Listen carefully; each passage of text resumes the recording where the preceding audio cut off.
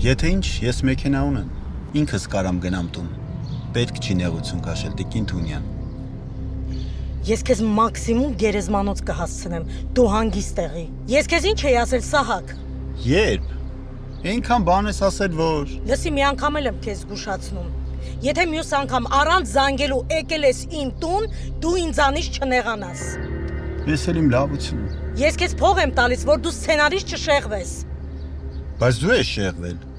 Երեք պետքա գայր աղջկատ հետ մոտս, ասեի, որ վիճակդ ավելի ավատացել։ Ուրեմն հետո կգամ։ Եթե ես չեմ զանգել, չեմ կանչել։ Ինչի ես եկել հիմա։ Եկել եմ, որովհետև այս վիճակը դուրս չի գալիս, Մարգո։ Մենք պայմանավորվել ենք 2 շաբաթ, բայց արդեն մի ամիսն է լռանում։ Մի քիչ երկար ձգվեց։ Այն ինչ որ ես ուզում եմ, շուտ չեղավ։ Ինչի։ Որովհետև իմ փեսան չոր կողա ու պարզվում է շատ դիմացկուն։ Լավ, բայց sense ինչքան ես խափելու։ Լսի,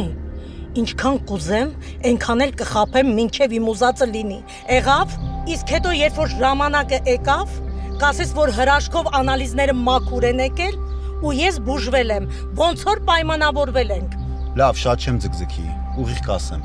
Եթե ժամանակն ավելանում է, փողն էլ պետք է ավելանա։ 2 շաբաթվա համար ես քո մի տարվա աշխատավարձն եմ տվել։ Բայց արդեն մի ամիսն է լռանում։ Իմ ռիսկերը շատ են, Մարգո։ Լավ։ Փողդ կավելացնեմ, բայց առանց հրավերի չերևաս։ Իսկ եթե հանկարծ էլի չկշտանաս, ես ինչ-որ մեկին կգտնեմ, որը ավելի էժանով հարցերդ կլուծի։ Հասկացա՞չ։ Կներես, լավ չմբռնեցի միտքդ։ Սպառնում ես։ Հա, սպառնում եմ։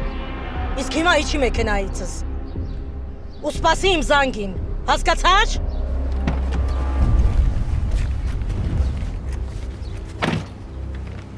Բայց իմ մեքենան ձեր տան մոտ է։ Ոտքով գնա։